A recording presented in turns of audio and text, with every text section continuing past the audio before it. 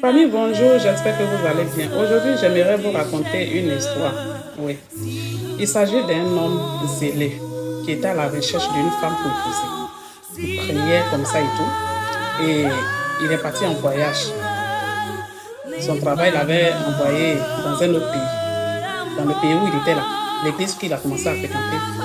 Tellement qu'il était pointu, à chaque fois qu'il arrive, il trouve une femme. Et cette femme-là, c'est elle qui attend d'arranger, essuyer les chaises, en tout cas, mettre tout en ordre. C'est comme ça que Dieu l'a révélé que c'est voilà ta femme qui est. Il a approché cette dernière, il lui a parlé. Ils ont prié, après ils ont parlé aux hommes de Dieu. C'est comme ça, un jour, il fait un rêve. Dans le rêve, il a sa poule. Et la poule que lui, il avait là, il a soulevé sa poule, il voit que la plume de la poule a commencé à s'arracher. Jusqu'à ce qu'il constate que la poule était malade, tout maigre. Et la poule est morte. Et quand il s'est réveillé, il a compris le discernement. Il a approché vers cette femme pour dire, ah, tu es malade. Tu portes quelle maladie? Cette femme n'a pas pu nier. Elle dit, oh, je m'excuse, j'ai le VIH. Je comptais te le dire, mais je ne sais pas comment m'y prendre. Non, a dit cet homme, t'inquiète pas. Mon Dieu que je sais a dit, tu es ma femme.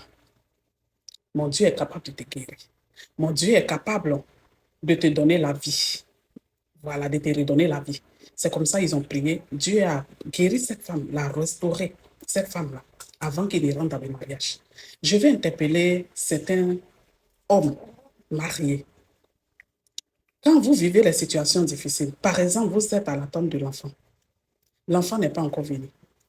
Pourquoi est-ce que quand les gens s'élèvent contre cette pauvre femme, pour l'humilier, pour la vilipender, pour la traiter de stérile et de tous les noms, vous, en tant que son mari là, pourquoi vous ne soutenez pas cette femme-là? En général, d'autres là, ils deviennent même de sorciers même de leur femme.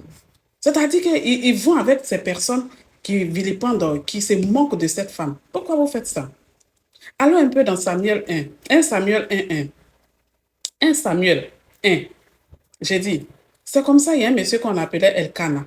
Ce monsieur Elkana, il avait sa première femme. Il avait sa femme qui s'appelait, comment elle s'appelle, Pénina. Et Dieu lui a donné une autre femme qui s'appelait Anne. Et cette Anne n'arrivait pas à donner l'enfant à Elkana. C'est comme ça que sa coépouse là, qui s'appelait Pénina là. Et à longueur de journée, c'est moque de cette femme. Femme stérile, femme poisseuse, femme comme ci, femme comme ça. Mais ce monsieur a été un soutien pour sa femme. Il disait toujours à sa femme, c'est pas parce que tu m'as pas donné enfant que mon amour pour toi va changer. Je t'aime et rien ne va changer cela.